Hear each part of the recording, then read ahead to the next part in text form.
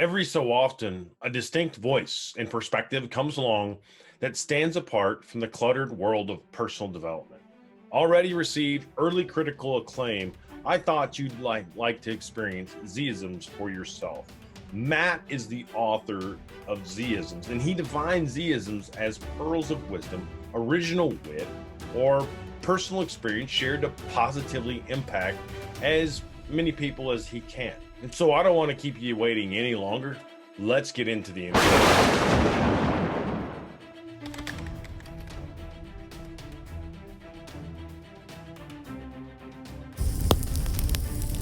Hey, welcome back to the show, everybody. I just want to welcome Matt Zinman to the show. He is an author of the book called Z-Isms. And Matt, why don't you hop on here and tell us a little bit about yourself real quick, and let's get started. Yeah, sure thing. Hey, Kirby. It's great to be with you. Yeah, you too, brother. So a little bit about myself. Well, I'm in and around Philadelphia here, and I went to Temple University. I'm a lifelong ice hockey player, still playing here into my 50s. And I went into the field of marketing out of school, journalism degree. And then I went and founded a nonprofit in '02 called the Internship Institute. And working with employers to set up internships and to make them better than they usually are. That was at the same time that I became a single dad, which I had been for some years until about 3 years ago. Met my wife, Erica. And now, somewhat straddling into that third career with the book coming out and being here with you. No, that's awesome. It sounds like a lot of things have happened based off of just that short introduction that we can kind of dive into. Sure. Well, the years add up. The years add up. Yeah, it does. It does. I really want to kind of start with your book, and kind of talk a little bit about that since, I'm pretty sure you just released it not long ago. How long ago was it? Like 6-7 weeks ago. Yeah, 6-7 weeks ago. So yeah, I picked it up this weekend and I read through it. And I'll be honest with you, brother, I thought it had a lot of meat and potatoes in it. I mean, I thought it was really packed full of really good stuff. Thanks, man. So even in the beginning, like I got through the first 3 chapters and I was like, okay, well, there's an entire podcast just in the first couple chapters that we could have a discussion on. Yeah. I mean, it's kind of dense. It's been like, waiting in the wings for, 10, 15 years. I really appreciate that. Thank you. Yeah. And that's awesome. So tell us, in the book, you talk about ZMan. So tell everybody how ZMan was born. ZMan. Well, that's, well, I guess I can reach over here and kind of bring him on display. Do you have him like for people? Yeah, I got him. So for people who are just listening, ZMan has a dotted Z in the middle, connected dots. This actually came from my marketing company that I mentioned back in '02 called Z Communication. So it's my logo. And then when I got into the internship space, like developing content, the asset went with me. So here, it's not the publishing logo, but Z University. So you see it there. So now about 2007, I'm in the car. So this is in the front part of the book, right? People can go on, see this without, they'll see this up front. I was in a coffee shop and I was just headphones on, head down, doing my thing. And I had a marketing piece for the agent for my firm, somewhere, in my binder. And I get tapped on the shoulder by an older woman. She was very dressed, like she stepped out of a Hollywood movie, just, eccentric kind of clothing. And she's just looking at me. It was very odd. And she reaches down and takes the pen out of my hand. And I'm just like, what's going on here? And this happened in a matter of seconds. And she took the pen and she drew through the Z, the line, and then drew the dot at the bottom and the ring at the top. And I'm looking at her. She hands me back my pen and she just like smiles, doesn't say a word, like my work is done here. And she was mysteriously gone. Bizarre. 100% bizarre, 100% true. So Z-Man was born. So funny thing is, Kirby, I show this to people. Now, you know what this is. and people are listening. They're gonna have to go see to know what we're talking about. And it's like a Rorschach test. Like, what is this? And I hear all kinds. I see the key. It looks like a spiritual symbol. It's some kind of, Yeah. but no, it's a guy running. Yeah. It's a guy. He's marching forward. Did you see that before you read it? Like, did you get that? No, I didn't. I thought it was some kind of spiritual or meditation thing or Yeah, mindset. I was fooled like everybody else. But you're when in you, that camp. yeah. So when you showed that to me, I was like, oh, now I see. It's a running man. And Yeah, I it's was like, kind of right. oh. He's like in forward motion. That's it. So Yeah. the funny thing is that people ask about the book, that's been around since then. I couldn't find a place for it. So when I decided to write the book, I'm like, that is going center on the cover, Yeah. and I'll figure the rest out. So Z-isms really work backwards from that. Yeah. Well, you talk about that because that kind of is almost like a little bit of foreshadowing, because you talk about that chance encounter. Like, it's just, Right. and I don't even know if you've ever seen that lady ever again after that. I mean, she just disappeared. Nope. So, but you had a chance encounter with a gentleman at a conference, Patrick J. Jackson Jr. You want to kind of tell us why that chance encounter was so important and why that's powerful in the book? Yeah, you did read the book. Yeah. So, yeah, this was early in my career in the PR marketing. I was actually at my first conference. Mm-hmm. Right? If you get that feeling young out of school, like, what's this? I'm at this, got on a plane. I'm here at this professional conference, dressed up. And, one of the, star attractions was this guy, Patrick J. Jackson Jr., and he was like the rock star in the profession. And I couldn't tell you what he lectured on. I could tell you the room was packed. People were standing around the walls. And for whatever reason, I decided to go and do the follow-up question, get in line and ask him something. And so the thing that happened for me there was I was, 3, 4, 5 people back, and my heart started pounding. I was like, I guess I hadn't been pulled over by a police car at that point. Like that feeling that you get, like, go to the side of the road. Like, that was the feeling. So like, I was almost hear it. And then it just got more pronounced. And then when I got to the front of the line to talk to him, I'm sure I was nervous. And I said something to him about, thanking him for his time. And he just stopped me cold. And he's like, well, isn't this your time too? And I was a little flabbergasted. I was like, yeah, well, I acknowledge it's also my time. He says, well, this is why is my time any different than your time? What's your question? I every time I think of it, and I get to pay that forward ever since then. It's just such a grounding, such the humility of that guy, that lesson he taught me. Yeah, I think people like that are extremely powerful because they make you feel like they're on equal level playing ground with you, despite their celebrity status or authority status or whatever it is that they have. As you describe, you're getting up and making your first public speech in front of thousands of people. It's like you're going to be that jittery, nervous. Like, what do I say? What do I do? How do I introduce myself? Like, how do I walk up? Do I shake his hand first? Do I look at his hand? Do I look at his face? Just all those weird things that go through our head that really don't matter. Right. But he earned your influence, it sounds like. And you kind of talk a little bit about that later on in the book. You talk about, I would like for you to speak on that, earning influence by putting the needs of others ahead of yourself, because I feel like when we meet people, and you talked about it, like you couldn't remember exactly what he talked about, if he was the keynote speaker or whatever. It was how he made you feel on the way out the door, once you met him. It was how he made you feel when you left the room. Yeah.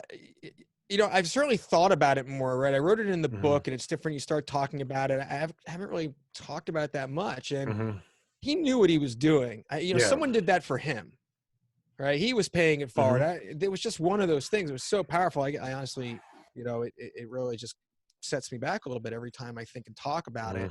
And, I do get to say, I'm on, the site to buy a domain, and somebody I'm having a nice conversation with, he says, well, I'm only 21. And I'm like, well, so what? Yeah. Right? It's like that kind of thing. You just get to say that to everybody. I just love it. I think, Patrick did that for me. And I do think it goes to what you're talking about. You're talking about the kind of the power of kindness versus, people being, manipulative, and right. Is that where you're going on that question? Yeah, to a little bit agree. I know that's kind of where you talk about spiders, and we can kind of jump into that a little bit if you want to. So yeah.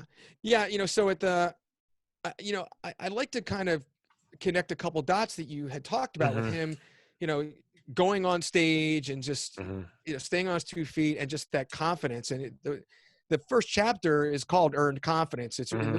It's written as things build on itself. And so and then the spider thing comes right after that. Mm-hmm. So Earned Confidence is essentially about the fact that we've all been through all the things we have in our life. Mm-hmm. And we've had our hardships, whatever that ringer is, wherever you are, younger age or otherwise, and you're still standing. You've been through it all. And so why would you think otherwise that you're not going to get through what you're going through?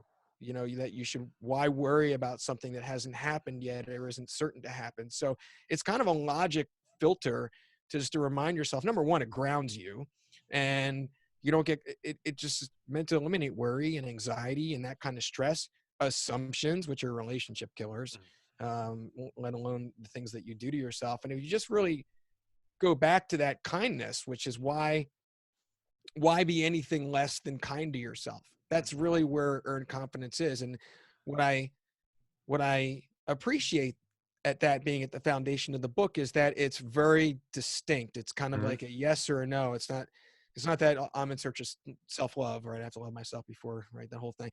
It's defined in any given moment. Am I being kind to myself or not? Straight up.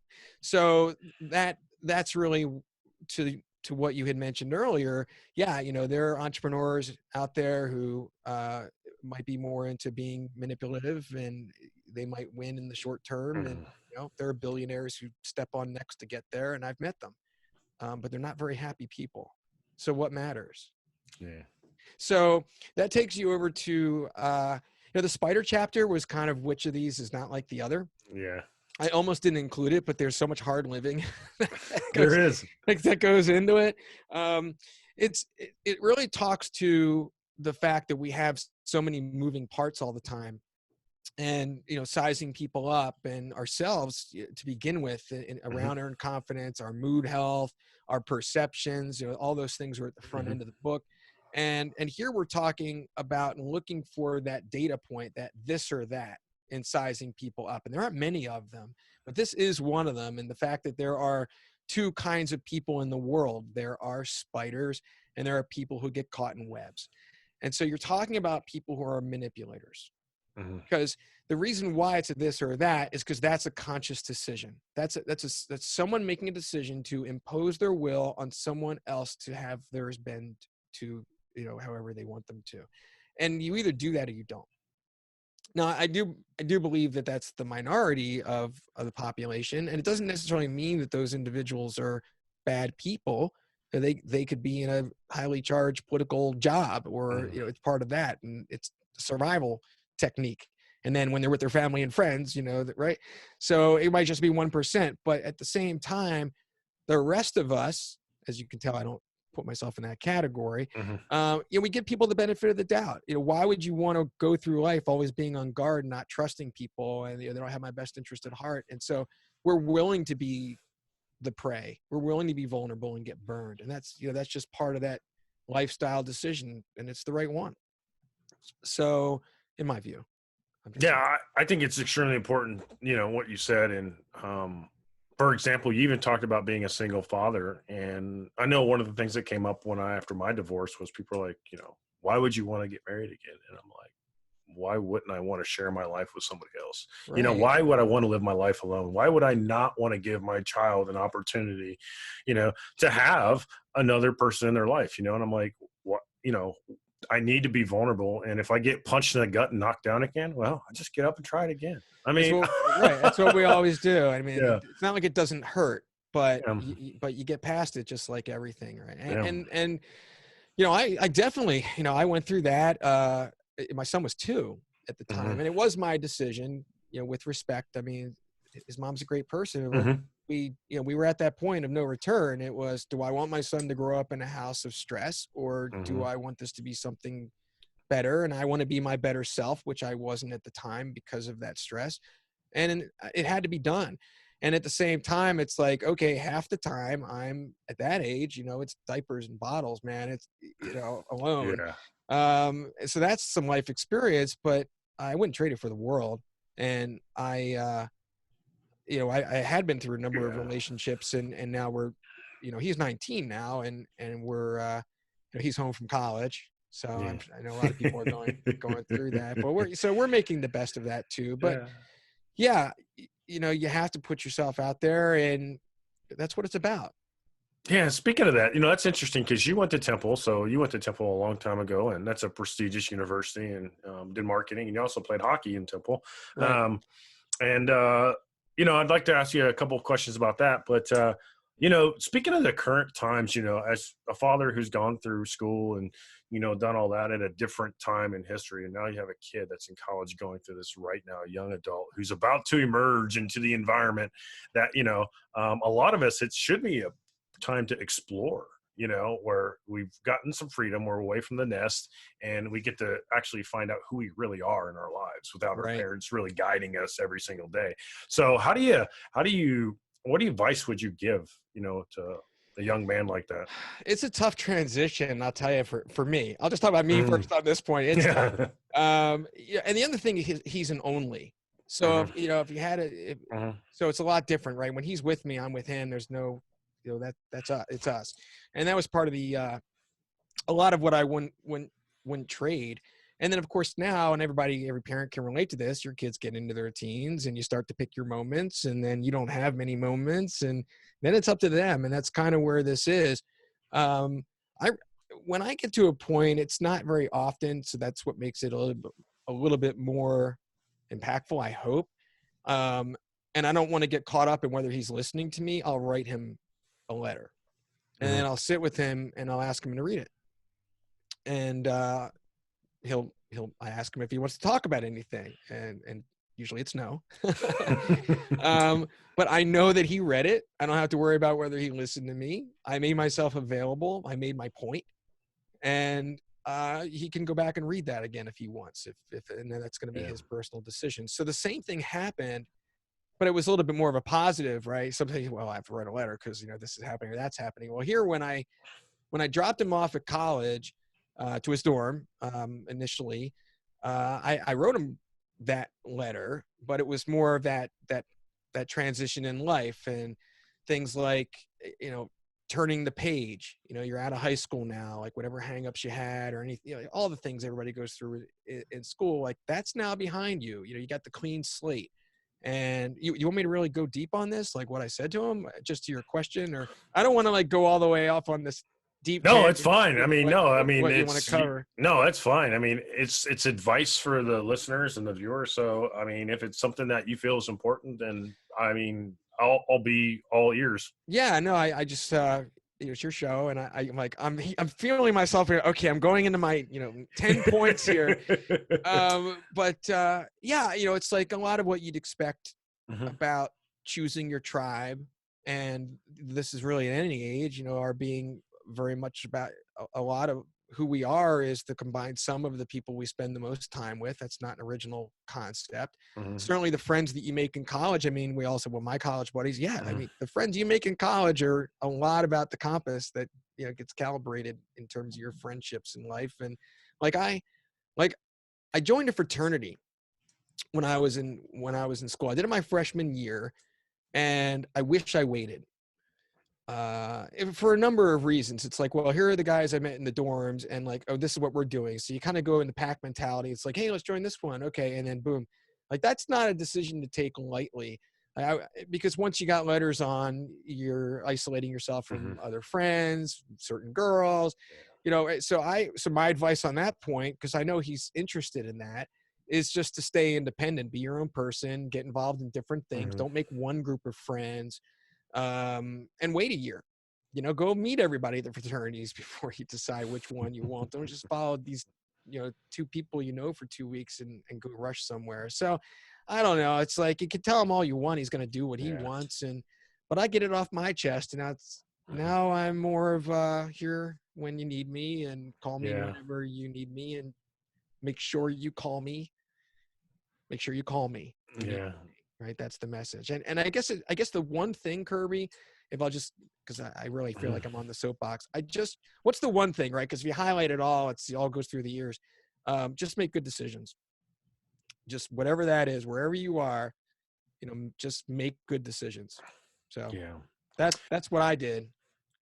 No, it's powerful. I mean, I hear you, man, and that's something that I try to. I mean, I have young kids. I have a 16-year-old, a 5-year or 6-year-old, a 4-year-old, 2-year-old, and a 3-month-old now. And Wow. Those are so, some full hands. yeah, so it's full. But the message that I would like to convey to my children is almost exactly like you, and it's like, regardless of what happens in your life, regardless of what happens, know that that front door is always open. I may agree or disagree with what you do, but we're here to support you no matter what. Right.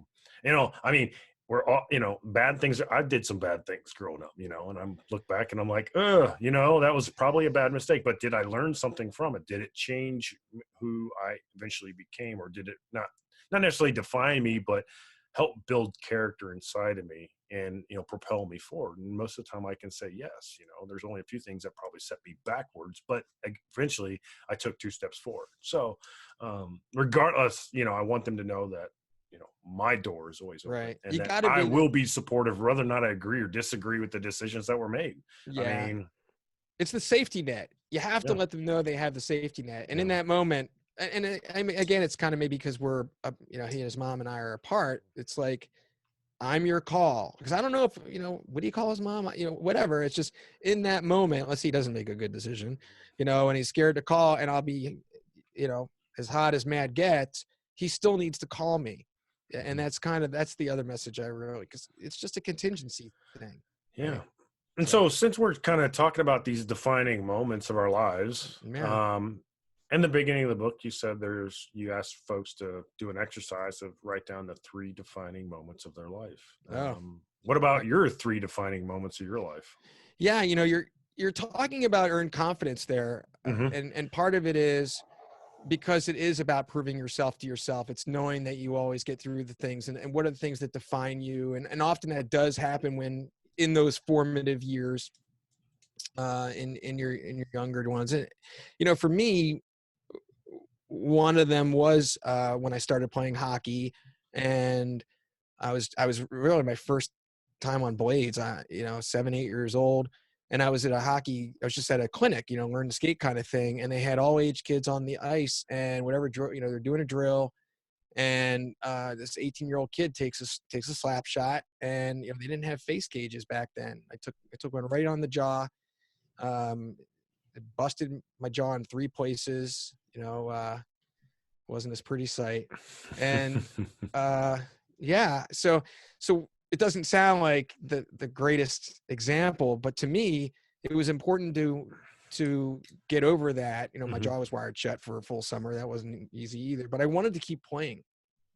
Now it might have been because those were the same years the Flyers won the cup and I was really into it, but no, it was really more about resilience. Even at that age, proving myself that is, that metaphor about being knocked down and getting back up. And I still play ice hockey today, and it's right. It's Hmm. one of the great loves of my life. And it also carries over to another one, because it is that common thread, at Temple. And I was captain Temple, junior and senior seasons. And then my senior year, we went undefeated. And I mean, we weren't D1. I mean, I'm not here like I was going semi-pro, Hmm. or even Yeah. or I'm going to get drafted. It wasn't that, but it felt like it.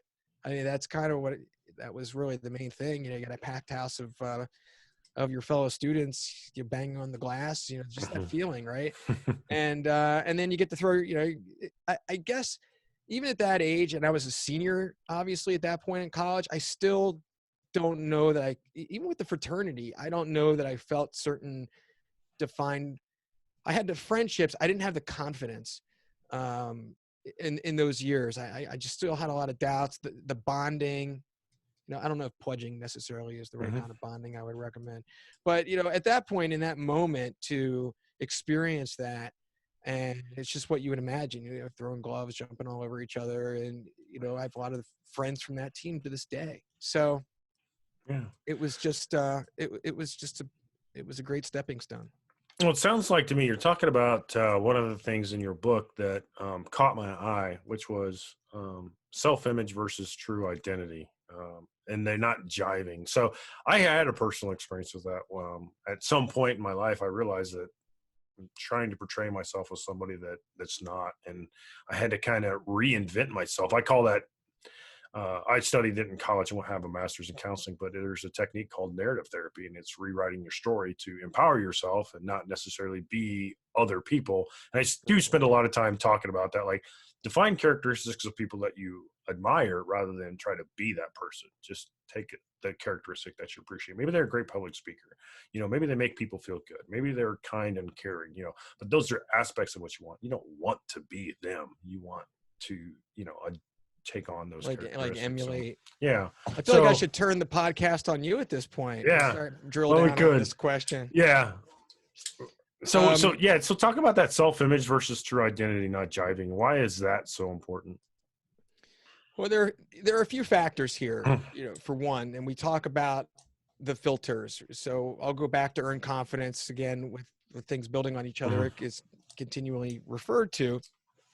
And so are you, in order to be in that self-identity, because we all have all these moving parts, are at any given time, is your self-identity like I'm a worrying person, or I'm right, or versus like I'm really well grounded. I fold gratitude into my days. I mean, this is things that you learn over your lifetime, so it's hard to kind of like 40 years ago at that age, maybe 30, 35. The thought of just not getting caught up, not getting out of the present in your head. And then there's a lot to be said about mood health that I think is really underestimated in terms of a low level depression, beating yourself up when you're in that state. And so we're talking about self-identity here, and these are filters that really affect it. And then there's perception itself. So I just want to, again, and almost put that in the context of, we have these moving parts. We interpret such a constant flow of information and assume what that is the truth, but it's really only an interpretation. So you have to give yourself the benefit of the doubt when you have self-doubts, just recognizing like, maybe I didn't just get this right. Yeah. Or maybe you're in an argument with somebody and you're not seeing the things the same way, but just you both think you're right, but doesn't mean either one of you are wrong, right? So how do you hate that? It's a tough question, Kirby. I feel like I'm dodging it. I think I'm like skirting it a little bit on my answer, but it's just one of those things. We're all a constant work in progress, and you're at the root of it with this question. And to the example where I was in my senior year of college, and that being a defining moment, there was a shift for me at that point. And I think it's a growth spurt. And then the rest comes down to a lot about your insecurities, and part about what you allow other people to think of you. And then, that's in the context of how much they jive. Yeah. Right. I don't know. I don't think I nailed it. I think there's a lot of value in a conversation, and if somebody sat there and listened to what you just said, there is a lot of things that they can pull out of there. So okay, I tried. No, I think there's lots of, so in there. You also said something that actually, I mean, it was a very bold statement, right? And so you said walk the talk, and you mentioned that you had beaten 2 billionaires, what was the other one? You had like something about, you mentioned Bill Gates, and then you also talked about the Broad Street bullies. Did I get that right? So what's that about? Well, working backwards, because I did roll it right out there. So the Broad Street bullies, the Philadelphia Flyers. Right, we touched on that. Those years I started playing hockey. Sports fans know that. I happened to be born on the day that they played their first game, which is kind of a fun fact. I was just throwing it in there because, I mean, come on, right? You like hockey, right? And you mentioned Wayne Gretzky too, and he played for St. Louis. Right. Okay, you could take that. Gretzky. Well, anyway, I would digress on that point. The Bill Gates. It's. I left that one as a mystery. I haven't really been asked it. The fact is that the one thing I did in the internship during my work in these past 15 years, I actually developed the statewide internship program for Ohio. Mm-hmm. And the Board of Regents hired me to do that, and they were funded through the Gates Foundation. Mm-hmm. So when I received my payment, that actually I can't say it was a lot in relative speaking, but yeah, I got some Bill Gates money. That's okay. I'm all right with that. It's just like, yeah, that feels pretty good. I earned that. And then along the way, you're right. I've had a couple of encounters with billionaires. They had actually, come to think of it, a lot in common. They were both kind of Asperger's in that way. So they were very quirky.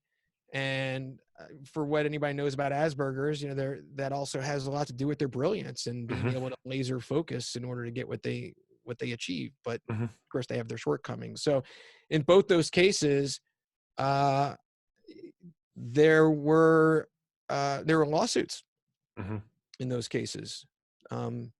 Neither of which either of them won. Yeah. Tough. So you mentioned Temple. I mean, we've been speaking a lot about your formative college years. And did you go to college for marketing or did you go for journalism? It's funny. I was really looking to go to college initially to go into film. Like I was in radio, television, and film. And when I think back about how much effort I put into this big spreadsheet at that age, I was just so analytical about it. I chose Temple, and my dad went to Temple, and it's a good school. And once I got in there, and less to do with the college than the field, and I realized I had an internship right away with Warner Brothers Studios. I actually worked with them for 4 years, and I was doing the local promotions for them. I got to do the screenings on campus. Like, this is when the first Batman movie with Michael Keaton and like Lethal Weapon, the first one. These are those years. Yeah. All the way back. Good years. Good years. But I learned a lot about the film industry. Yeah. And it's very political. And I didn't really feel like I had the grit. I don't know that I learned that I don't know that my passion was to be the starving artist. So I switched over to journalism and it was a lateral move. And they had these different tracks there. You're looking at, advertising, news editorial, magazine writing, so on. And I chose public relations, more of an influence of a couple of professors there. And that led me into that field.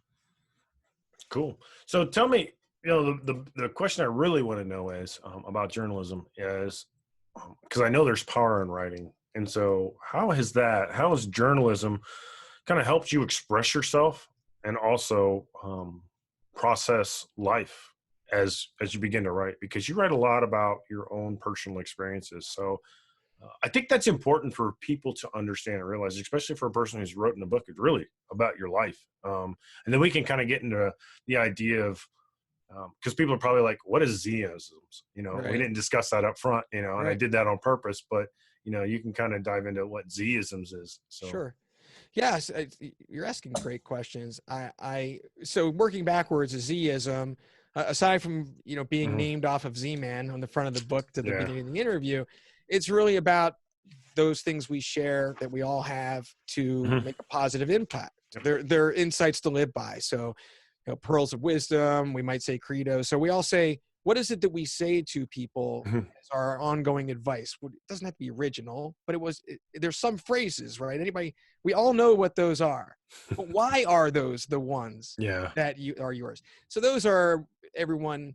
No, not everyone has a book in them. Not everyone's into writing, but everybody has that wisdom at any age. So that's really what we're talking about. It's not, it's not just about me, and they're not quips when you think isms like, oh, it's a book of quotes. No, it's a book, as you probably get a bit. The journalism question is really interesting. I certainly throughout my career, I mean, and learning what I've learned in the last 15 years in the career field, most people, unfortunately, the vast majority, graduate with a degree and then never go into that field. It's like this hidden epidemic. But I actually had 4 internships, and the last one was with this agency that led me into my first job. So I did land where I wanted to go, and I was in the field and then worked my way through those agencies. So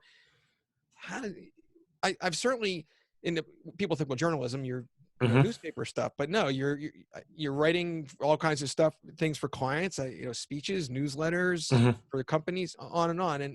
And I guess I've certainly wrestled with words, come to think of it, my whole life, one way, shape, or form. And then when I went into the internship, I was developing content and intellectual property for the employers. So there's this foundation for me, certainly around, fighting with grammar and all those things for all these years to get to the point of deciding when to write the book. I don't know, through beyond that experience that kind of built on itself. To your point, I don't know that I really, as long as I've wanted to write the book, I don't know that it would have been nearly what it is now if I wrote it any sooner. Right. So it's kind of a seasoning thing. Right? Yeah, no, I mean, the value of books for me has always been 2 pieces of cardboard with decades of information in between. And if you write it when you're 21, I mean, there's going to be some value there, but when you write it when you're 40 or 50, you've processed so much more in life and experiences, and you can share. So I don't devalue anything anybody does at 21 because there's power to that, Right. A lot of, wise souls. And the thing is, I don't really read personal development books. I certainly did a lot in my younger days, but I didn't have anything to compare it to. Yeah. I wrote it in a vacuum. So that was the other thing. It's like, it just came out 6-7 weeks ago. I have no idea. This just is in my head. It's great to be here with you, right? I get to talk about it, and listeners here, and hopefully it's helpful. Yeah. The other thing I would say is that, to speak on the part about the self-development books, after you've read about 20 of them, you've pretty much read almost all of them. I mean, to a degree. I mean, there's different Except ideology. for one in particular. Yeah. No, there's some different ideology, but there's some similarities across the board, and they kind of build off of each other. And I've been reading some really good ones lately, but I like to spend my time reading about people now. Especially stories about people, because you can write it like, that's a book about self-development, not really have many stories in there. You're just telling people a process or how to do this. But then when it incorporates story, it's just much more powerful, and you learn about others. And I think that there's something more to studying individuals, especially great individuals that have come, through history, and try to understand, why people thought the way they did, and try to understand why they took the actions that they did. I think there's a lot of knowledge out there in business. People who have written books about, the way they conducted business and why they did what they did. Most people didn't understand at the time, but reflecting back on those years, they're like, oh, I see this now, and I understand why they made decisions based off their upbringing, based off of their experiences, why they chose to go the route they did, or why they did what they did. So. Yeah, I mean, it's really evident, it says a lot, honestly. You have this thirst for knowledge, and, it's really what, your passion is about. So it's probably why you got me, in the gauntlet here. Like, what's he going to ask next? What question can I not quite answer well? Yeah. No, I think it's great. We're having it's a pretty good conversation. So, for sure. I'm going to kind of get into some of my canned messages, and this is the stuff that I usually ask everybody towards the end. And that's, what's the one thing that you need to do that you think scares you, that you haven't done yet? It scares me. I'm pausing long here. It's a really good question. Well, I'll tell you, it's really the first time that I am letting things unfold. Like I do, I really have been tunnel vision. I put my head down and wrote this thing, and then there's all that you have to get through to get it published. I self-published, and that, and then formed the publishing company to keep the rights over it. But then coming out, it's like, well, what's next? Because I honestly am not looking to get into coaching. I'm looking more for like a broader impact. Yeah.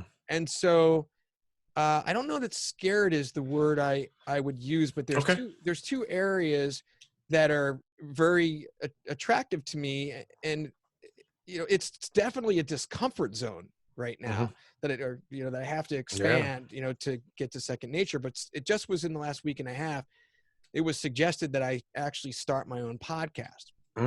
So I was like, okay, I hadn't thought of that before. How would I go about doing that? So this week I'm in a workshop, and I'm on that curve. And then the other thing, quite honestly, I really did miss the cut on social media, and I'm not comfortable. Again, it's not it's not like a scare. it's a little, yeah, it's a little bit of a scare, Yeah. but I don't like standing in front of my iPhone looking at this dot and then I have to go and then like, oh, okay, now I got to post it. And it's awkward for me, but it's important, and I'm learning, and I'm trying to expand my comfort zone. So Yeah, I'll tell you, to do that, I did that for a while. I probably went about 4 or 5 months almost every single day, doing some kind of 5 to 10 minute Facebook Live, and it will drain your energy, and you have to be ready for that. I mean, it is, because you're trying to show up at a certain time every day, put on the face, whether you just had a disagreement with your spouse or just an interaction with your child, and you're trying to show up, and but you just have to let it flow and be real and authentic and be like, you know what, hey guys, today sucks because I just had a bad day. Yeah, and really let that be part of your brand. It's just, but it drains you. To have I don't have a choice. Yeah. That's definitely part of my brand. I don't know if I have a choice. I'm gonna mess up. But no, I score introvert. It's just, I don't think it's anything I can really make entirely comfortable for myself. But I'm glad to do it. It definitely, I'm like having the time of my life right now. This just is great. Yeah, no, it's awesome. So you talked earlier about expanding. When I asked you the question about what scares you, and I'm kind of in this expansion, or like what's next and unfolding. Yeah. So where do you think, like, I always like to speak a lot about direction. I think it's important for people to know what direction they're going. So where do you think you'll be at in about 10 or maybe even 20 years? I know most people don't think down that far because everybody's like, oh, that's too far out, but you kind of have to have some kind of strategy and direction that you want to go. So well, how long do we have for this answer? I do actually know some of this. Yeah, so I mean, as long as you need to take top line, but, like take 3 or 4 minutes if you need to. Right. That's fine. Well, I'm just trying to compact it, right? Because that's a lot of space to cover. First of all, the reality is that with the internship work that I've done with the nonprofit, it's been probably the hardest thing I could possibly have imagined trying to do, and it really has reached the point that I recognize, while I'm still doing it and will continue to do it, kind of here and there, the big stuff, what I want to achieve. There are ingredients I don't have on my own, right? You need a lot of money. Like, it's nonprofit, so there's no venture capital, right? It's the kind of, let's just say, business that you need. That I probably am looking for $2 million, right? That's now I'm not asking for it here, although if that unicorn, if there's that unicorn out there, no, that's what I need. And when I come back, I'm going to hire veterans, because I need, they're the right talent, and for what that is. And so that's certainly part of what I'm very clear about in terms of my vision for that, because if you're going that far out, I've got that, and I'm already in action with it, and I know what has to happen there. So it's about taking that vision that I have with the nonprofit on one hand, however that resource comes to me, and seeing through what I started here, because if it's not me, then who? And it's just, there's just too important amount of social impact that I know what I'm doing and what's there to be done. And that's my job. So, but I know I can't do it without, certain ingredients. So let's put that to the side. And then as far as this goes, I always wanted to do motivational speaking. That is something that I'm not, like, talk about introvert. I do presentate, I do webinars and things with the nonprofit. I've certainly spoken at professional groups. I speak to students all the time. I'm pretty comfortable with it, but I really do want to grow into, let's just imagine we're all in, the pendulum swings back, and we can all, be in the same room together, being in front of a room and having these kinds of conversations and just trying to make a mass impact. And then part of that is, literally just in the past few days with this idea of the podcast, what is that going to lead to, and seeing how that unfolds in a way. Like, I just kind of laying down the gauntlet, and I'm thinking, well, what is that going to be? And I'm going to say it right here. Okay. I want to positively impact 100 million people by 2025. Now, I don't know how to count that quite yet. There might be some metrics on a podcast or things like that, but I'm like, 10? No, if I could do 10, I could do 100. So if I'm doing that at that point, then that many more years from now, it's exponential. Yeah, I think that's pretty powerful. And you might have just answered the next question, but I'm going to ask you. I'd be glad if I just answered the next question. Yeah, I think you just did. So my question is How do you define, I mean, we all define success, right? But how do you define true success? Because a lot of times we put these arbitrary metrics in place, like, um, I want to Right. lose 10 pounds, or I want to do this, or I want to do that. But I mean, like, I want you to kind of go to an intrinsic place, not Yeah, necessarily an right. extrinsic No, place. I have a different answer on this one. Yeah. Okay, Actually. cool. Very cool. It's the right question. Look, I think first of all, that's going to come down to people's values. Yeah. And we all have these different currencies Mm-hmm. in our life. And certainly health is, you can't do much without that. And having a roof over your head, having your basic needs met. Let's just assume that those currencies are there. People think of time as a currency, energy as a currency. Certainly money is called currency for a reason. But to me, freedom to me is success. Okay. And you don't, I have a nonprofit, and I, just got this book out. I'm not tearing it up, but that's okay. I got food in the fridge and a lot of love around me, and love is certainly a big part of that currency too. So they all kind of, whatever your values are around those moving parts. But for me, certainly, just on a personal note, and love, of course, I got to put love number one. My wife's gonna maybe hear this, and I mean it, honey. Love's my number. Yeah. No, freedom. I've worked for myself since 2002, Yeah. and there's been nothing incredibly easy about it, but kicking and scratching every step of the way, and having the freedom to be there for my son, is what success is to me. Awesome. No, that's awesome. So that leads me to, my next question before I open the floor up to you to just add anything else that you would like to add for everybody. Sure. And that's, Mother Teresa has this quote out there that says, if, something to the degree of, if you cast a stone out in the water, you can create a ripple effect. And so my question is, what will your ripple effect be? When you cast, what is that stone that you're going to cast that's going to ripple through maybe your community, your family, the next 2 or 3 generations? What is that ripple effect going to be? So this is in part an easier answer from what we've already talked about, because we don't have to go into what that vision is for the nonprofit, but the nonprofit is there for that sustainable legacy, I guess you could say. It's got to be there long term. So my job is to get that to the point of self-sustainability. So once I get that, we talk about that later on. We talk about the effortful things that are around inevitability. And so we go all the way out to that point B. I already said I have a vision. It's 50 years out. Without, right, we can't talk about that. But I'm focused on what is the lining dominoes from that point, and what's the tipping point? What's the domino I have to get to that once tip, the rest fall? That's what I'm aiming for. Yeah. So that's part of the answer, is things we already talked about along those lines, not to be repeated, is what's going to get me that domino. And then also what we already talked about with I hadn't said it out loud before, but the kind of impact I want to make, I have to figure out how to count that number. I can't say it without coming up with some idea around that. And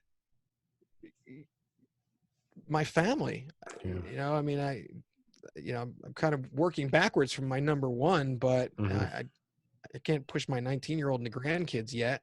Yeah. But family is really important. I'm sure everybody relates, and that's everybody's legacy, and being able to impart, from what I've learned in life, and the ripple effect of who those people are and become. Hopefully I have a role in. Yeah, it sounds like Zisms might have to transform into a codex for your family. So yeah, a book of life. See if you get my son to read it. Actually, he has read it, which was a huge win. But you know my point. It's like, okay, thank you. So I'll leave the floor open for you. If there's anything that you haven't said that you want to tell folks right now, I mean, that's up to you. And then finish us off with, how we can find your nonprofit, how we can find you and your book. Thanks. Well, I have a lot of things I want to say, Kirby. Let's go another hour. Honestly, the one thing I say, because I don't like to be pushy about anything, and I don't like to be like, my book this, my book that. This was an amazing interview. Honestly, I really, really enjoyed it. All I can ask is, go on to Amazon, look at the reviews. You can catch the first part of the book. You can go on my website, which is z-isms.com. Will allow people outside of the U.S. to respect that it's called Zed otherwise, but phonetically it's still the Z. Yeah. And there's some tools there too. And all I can ask is go read the first part of the book for free. It's not a business card book, as many are. And I'm not trying to hold it up for coaching clients or anything. I wrote it to get it in people's hands. I want to make that impact. And however many books are sold are part of that 100 million, right? So now that I think about it. So I hope it helps. Thank you very much to you and your listeners. Yeah, no, I appreciate it. We'll drop the links to the book and the nonprofit and everything in the show notes. And Matt, I just want to say thank you for being on the show and being a part of our lives and adding value. So this is going to be out there and hopefully forever. Right, exactly, and that's part of the question you asked. Right, is doing these, and thanks to you, it's been a true honor to be here with you. Thank you very much, Kirby. Thank you.